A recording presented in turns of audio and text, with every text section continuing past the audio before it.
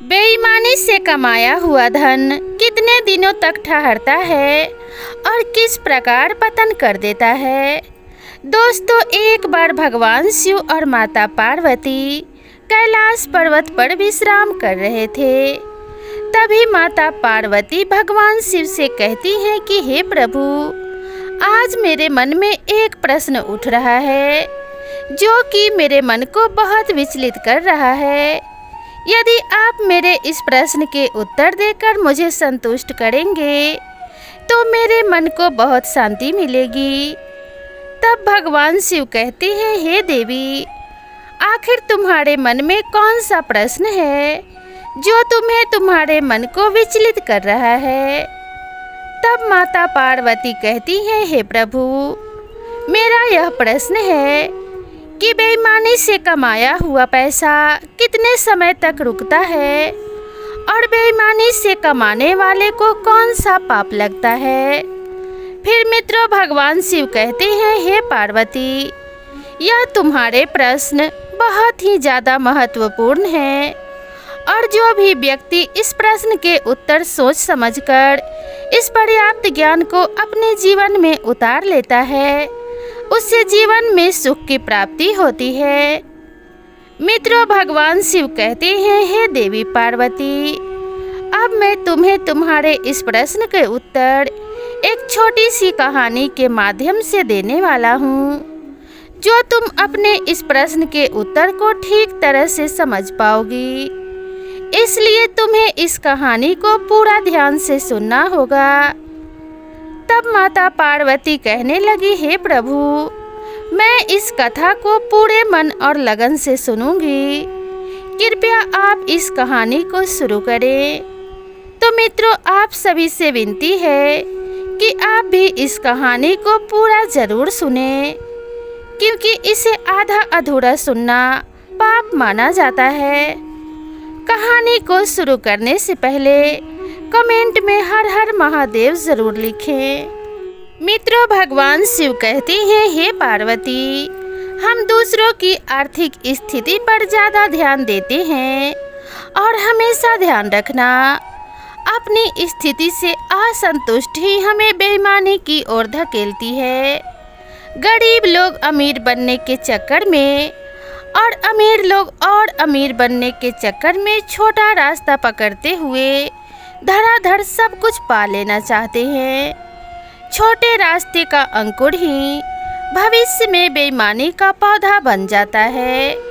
चाहे गांवों में जमीन जायदाद के विवाद हो या फिर शहरों में लोगों का अपने पड़ोसियों से छोटी छोटी बातों पर होने वाले लड़ाई झगड़े हो, बेईमान व्यक्ति भी आखिरी दम तक स्वयं को ईमानदार साबित करने की कोशिश करता है।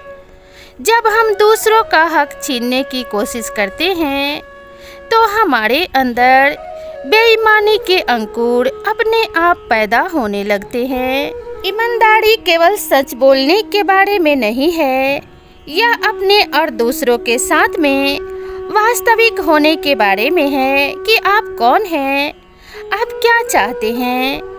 ईमानदारी खुलेपन को बढ़ावा देती है, हमें सशक्त बनाती है और हमें तथ्यों को प्रस्तुत करने के तरीके में निरंतरता विकसित करने में सक्षम बनाती है। ईमानदारी हमारी धारणा को तेज करती है और हमें अपने आसपास की हर चीज को स्पष्टता से देखने की अनुमति देती है। मित्रों, फिर भगवान शिव कहते हैं, ईमानदारी आत्मविश्वास विश्वास पैदा करती है और हमारी इच्छा शक्ति को सशक्त करती है और ईमानदारी हमारे जीवन में शक्ति में सुधार लाती है, जिसमें किसी भी सफल जिम्मेदार व्यक्ति की सबसे प्रशंसनीय गुणों में से एक है। ईमानदारी एक मूलभूत कारक है, यह किसी के चरित्र के निर्माण में मदद करती है। एक ईमानदार व्यक्ति अपने व्यवहारिक और आध्यात्मिक जीवन में हमेशा सफल होता है। वास्तविकता यह है कि अभावग्रस्त लोग पैसे के पीछे नहीं भागते, वह अपनी न्यूनतम जरूरतों के लिए संघर्ष करते हुए सिर्फ इतना कमाना चाहते हैं जिसमें समय समय पर उनकी जिंदगी के सभी कार्य पूर्ण होते रहें। हो सकता है उनमें ज़्यादा पैसे कमाने की थोड़ी बहुत चाह होती हो, लेकिन उनकी इस चाहत में एक सकारात्मकता अवश्य होती है। समाज बेईमानी को एक बड़ी बुराई के रूप में देखता है। इसके बावजूद समाज के एक बड़े हिस्से का झुकाव बेईमानी की तरफ ही रहता है। बेईमानी का गरीबी और अमीरी से कोई लेना देना नहीं है। हाँ, यह ज़रूर है कि हम गरीबों में बेईमानी ढूंढने लगते हैं, लेकिन अमीरों की बेईमानी हमें दिखाई नहीं देती। जबकि हम अपनी आर्थिक स्थिति से कभी संतुष्ट नहीं होते हैं। फिर भगवान शिव माता पार्वती से कहते हैं, जो बेईमानी से पैसा कमाते हैं और जो बेईमानी करके धन इकट्ठा करते हैं, उनका धन कितने समय तक उनके पास में रहता है। फिर भगवान शिव कहते हैं, हे पार्वती, एक गांव में एक बहुत बड़ा व्यापारी रहता था। वह किसानों के यहाँ से अनाज खरीदना, फिर उसे शहर में ले जाकर बेचना और अनाज बेच करके जो व्यापारी को 2 पैसे बचते थे, उसी से अपने घर का खर्च चलाता था। जिससे भगवान की दया से जब वो ईमानदारी पर रहता था, उसके यहाँ पर धन की कोई कमी नहीं थी और वो अपना जीवन सुखपूर्वक व्यतीत कर रहा था। वो व्यापारी ईमानदारी के गुण की वजह से इतना आगे बढ़ा कि उसके यहाँ पर अनाज ढोने के लिए गाड़ियाँ ही गाड़ियाँ टिकी रहती थी और उसी ईमानदारी के वजह से उस व्यापारी का परिवार खुशी खुशी रहा करता था।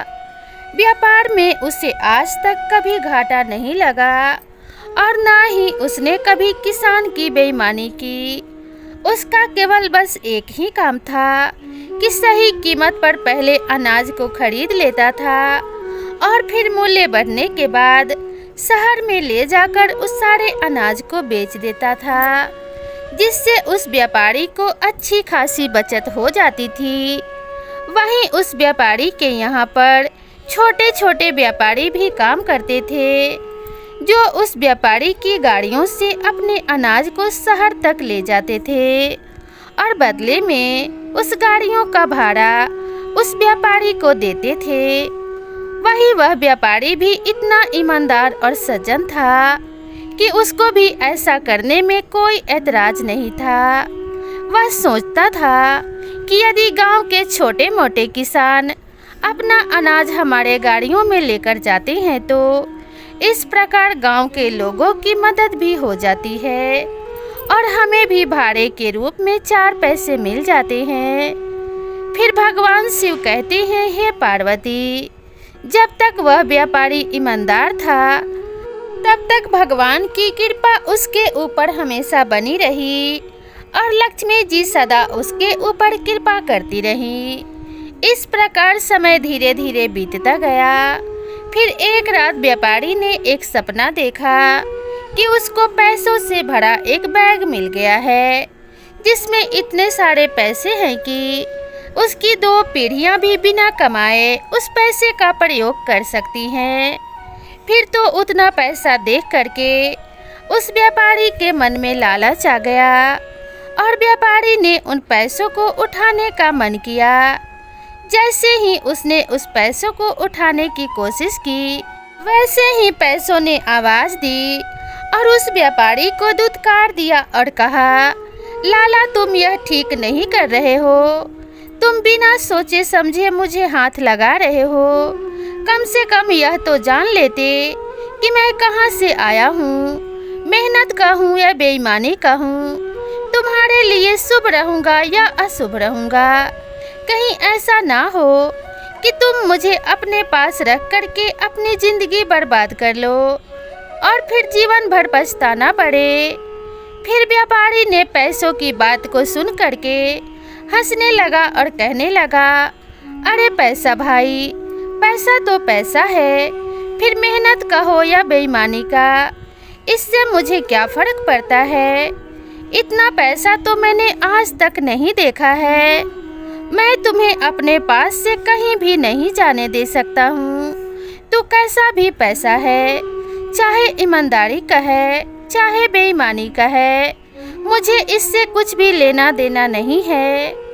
अब मैं तुझे अपने पास से हरगिज नहीं जाने दूंगा। जिससे व्यापारी की बात को सुन करके पैसा कहने लगा, तू आ गया मेरे लपेटे में। देख सेठ, तू ईमानदार व्यक्ति है, फिर बेईमानी का पैसा क्यों अपने पास रखना चाहता है? मैं कहता हूँ अभी भी तू मुझे हाथ मत लगा, मैं चुपचाप यहाँ से गायब हो जाऊँगा। मगर पैसे की बात को सुन करके सेठ नहीं माना और सेठ पैसों से कहने लगा, मैं तुम्हें कैसे छोड़ दूँ? घर आई लक्ष्मी को भला कौन भगाता है? देख, तुझे पा करके मेरे बच्चे आराम से जिंदगी बिता लेंगे। वही पैसा कहने लगा, हे सेठ, यदि तू यह समझता है कि तू मुझे यदि अपने घर ले जाएगा तो तेरे बच्चों का जीवन सुखपूर्वक कट जाएगा, तो तू समझ ले इसका उल्टा भी हो सकता है। इसलिए मैं कहता हूँ कि तू मुझे उठाने से पहले एक बार अच्छी तरह से समझ ले। देख, दुनिया में कितनी अशांति है। लोग सिर्फ मेरे पीछे पागल हैं, मुझे बेईमानी करके पा तो लेते हैं किंतु कभी खुद पर उपयोग नहीं कर पाते। इसलिए तू कभी किसी के बहकावे में मत आना, क्योंकि तेरी परीक्षा की घड़ी अब नज़दीक आ रही है। अब तक तू बहुत बड़ा ईमानदार था, जिससे तेरे दिन सुखपूर्वक बीत रहे थे, लेकिन अब तेरे मन में बेईमानी आ रही है, इससे तू बर्बाद भी हो सकता है। फिर व्यापारी कहने लगा, सुन पैसे, मैं किसी परीक्षा में फेल नहीं हो सकता, तुझे पाकर तो मैं और अमीर हो जाऊंगा। इसलिए तू अपनी बकवास बंद कर और मेरे साथ चल। फिर पैसा कहने लगा, यह तो तेरा भ्रम है। हाँ, तू अमीर हो सकता है, किंतु कितने दिन के लिए? मैं एक बेईमानी से कमाया हुआ पैसा हूँ। देख, तुझे अभी से सचेत कर रहा हूँ, ऐसे पैसे से हमेशा दूर रहना चाहिए जो बेईमानी के द्वारा कमाया गया हो, वरना तू कहीं का नहीं रहेगा। फिर भगवान शिव कहते हैं, हे पार्वती, उसने पैसे की बात नहीं मानी और उसे उठा करके अपनी अलमारी में रख लिया और खुशी से उछल पड़ा। और इतना करते ही सेठ का सपना टूट गया, जिससे उसकी नींद खुल चुकी थी। जब नींद खुली तो सेठ क्या देखता है कि अपने बिस्तर पर पड़ा हुआ है, पैसे का कुछ भी अता पता नहीं चल रहा था। कैसा अजीब सपना था, यही सोचकर सेठ परेशान हो रहा था। किंतु सेठ का रात का सपना दूसरे दिन शाम को पूरा हो गया, जब उसके घर पर उसका एक वफादार नौकर पैसों से भरा हुआ बैग उसे देने के लिए पूछा। वही व्यापारी कहने लगा, यह बैग तुम कहाँ से लेकर आए हो? तो नौकर ने बताया कि तुम्हारा मित्र जो व्यापारी है, उसको तुमसे ज़्यादा लाभ हुआ था और वो मेरे साथ आ रहा था। उसी समय पर उसका बैग रास्ते में गिर गया और मैंने उसे गायब कर दिया। फिर उसने मुझसे पूछा कि तुम्हें बैग तो नहीं मिला है, लेकिन मैंने उसको मना कर दिया, क्योंकि मैं तुम्हारा वफादार नौकर हूँ। इसलिए यह मैं पैसों से भरा हुआ बैग तुम्हारे पास लेकर आ गया हूँ। वही व्यापारी नौकर से कहने लगा, शाबाश, तुमने अपने दिमाग का सही इस्तेमाल किया और उसके पैसों से भरे हुए बैग को गायब कर दिया। फिर व्यापारी ने अपने नौकर को उस थैले में से थोड़े पैसे निकाल कर दिए और बाकी पैसे अपने पास रख लिया। वही ढेर सारा पैसा देख करके व्यापारी को तुरंत ही रात वाले सपने की बात याद आ गई कि मैंने रात्रि में सपना देखा था कि मुझे ढेर सारा पैसा मिल गया है। वही व्यापारी मन में सोचने लगा कि मैंने रात को ही तो सपना देखा था कि मुझे ढेर सारे पैसे मिल गए हैं, भले वो बेईमानी के हैं, लेकिन मुझे इससे कोई लेना देना नहीं है। मेरा सपना तो सच हो गया। अब मेरी 2 पीढ़ियां बैठ करके आराम से खाएंगे, उन्हें कमाने की कोई आवश्यकता नहीं पड़ेगी। फिर भगवान शिव कहते हैं, हे पार्वती, इस प्रकार व्यापारी ने वो सारा पैसा अपने घर की एक अलमारी में रख दिया। वही रात को सोने के बाद में उसके सपनों में वही पैसा फिर से आया और कहने लगा, हे सेठ, तूने यह ठीक नहीं किया। एक मेहनती व्यक्ति का पैसा बेईमानी के तरीके से अपने पास रख लिया, जिसका परिणाम भयंकर होगा और तू बहुत जल्दी बर्बाद हो जाएगा। फिर पैसे ने इतना कहकर सेठ को आखिरी बार मौका दिया और कहा, कल ईमानदारी से जिसका पैसा है उसे वापस कर दो, और यदि तुम ऐसा नहीं करोगे तो परिणाम भुगतने के लिए तैयार रहो। तब भगवान शिव कहते हैं, हे पार्वती, पैसे के लाख समझाने के बाद भी व्यापारी ने उसकी बात नहीं मानी और फिर वहीं से हर समय बेईमानी की बात सोचने लगा, जिससे आस पड़ोस के लोग जो उस व्यापारी को सम्मान देते थे, वह सभी सम्मान मिलना बंद हो गया। लोग मन में सोचने लगे कि अब तक तो यह बहुत ईमानदार था, लेकिन अब बेईमान हो गया है। वहीं लोगों के इस प्रकार कहने पर भी उस व्यापारी पर कोई फर्क नहीं पड़ा। अब वो बेईमानी के पैसे ही कमाने लगा। लेकिन कहते हैं ना कि बेईमानी से कमाया हुआ पैसा कितने समय तक चलता है। हमेशा ध्यान रखना, वक्त एक दिन ज़रूर बदलता है। वही समय धीरे धीरे गुजरता गया और वही व्यापारी बेईमानी के द्वारा धन कमा करके एकत्रित करने लगा। फिर भगवान शिव कहते हैं, हे पार्वती, व्यापारी के ऊपर एक दिन समय की मार ऐसी पड़ी कि उसके गोदाम में आग लग गई, जिससे पूरा अनाज जल करके राख हो गया। फिर व्यापारी सिर पटक पटक करके रोने लगा। अब उस व्यापारी के पास में बचा ही क्या था। उसकी पूरी कमाई गोदाम में राख हुई थी और जो पूरी तरह से जल करके नष्ट हो गई थी। व्यापारी सोच करके पागल हुआ जा रहा था कि किसानों का वह पैसा कहाँ से देगा, क्योंकि बेईमानी का पैसा तो वो जुआ और शराब में उड़ा गया। और फिर ऐसा सोच करके व्यापारी की तबीयत खराब हो गई और उसका व्यापार भी कमज़ोर पड़ गया। फिर भगवान शिव कहते हैं, हे पार्वती, इस प्रकार एक ईमानदार व्यक्ति जब बेईमानी की राह पर चल पड़ा तो उसके जीवन में एक समय ऐसा भी आया कि उस व्यापारी का सब कुछ नष्ट हो गया। जैसे वह द्वार द्वार जाकर भीख मांगने लगा और भीख मांग करके उसे अपना गुजारा करना पड़ा। इसलिए कभी भी बेईमानी करके धन नहीं कमाना चाहिए, क्योंकि जो बेईमानी करके धन कमाते हैं उनका भी व्यापार और रोजगार इसी तरीके से नष्ट हो जाता है जैसे उस व्यापारी का हुआ था, और उनका जीवन भी इसी तरीके से बर्बाद हो जाता है और उनके पेट भरने के भी लाले पड़ जाते हैं। फिर अंत में भगवान शिव कहते हैं, हे पार्वती, जो इंसान लालच रूपी अवगुण से दूर रहता है उसके जीवन में कभी भी धन की कमी नहीं रहती। तो दोस्तों, मैं आशा करती हूँ कि आपको ये कहानी ज़रूर पसंद आई होगी।